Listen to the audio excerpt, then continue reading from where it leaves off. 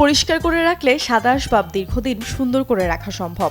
সাধারণত বেশিরভাগ ক্ষেত্রে ঘরে ব্যবহারের জন্য মানুষ কেনে কাঠের উপর সাদা রঙের ডুকো পেইন্ট করা আসবাব। ডুকো পেইন্ট কাঠের উপরে স্প্রে করা হয়।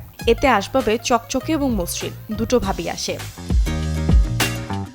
এ ধরনের আসবাবের ক্ষেত্রে শুকনা নরম সুতি কাপড় ব্যবহার করে প্রথমে ধুলা দূর করে নিতে হবে।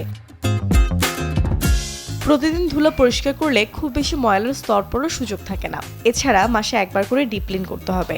স্বাভাবিক তাপমাত্রার পানিতে একটু সাবান মিশিয়ে নরম কাপড় ভিজিয়ে ভালো করে মুছে নিন এবং মোছা শেষ হওয়ার সাথে সাথেই শুকনো কাপড় দিয়ে ভেজা অংশ মুছে ফেলুন, যাতে কোনো পানি আসবাবের গায়ে লাগতে না পারে।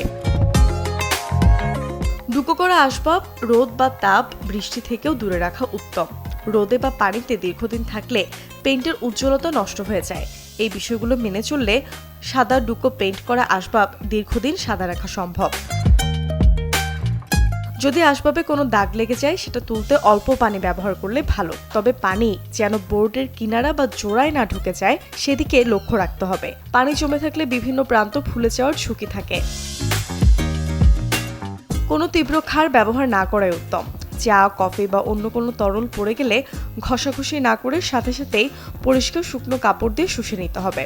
দাগের উপর জোরে ঘষলে তা আরও ছড়িয়ে যেতে পারে এবং চামড়ার পৃষ্ঠ ক্ষতিগ্রস্ত হতে পারে। Desk report, channel 24।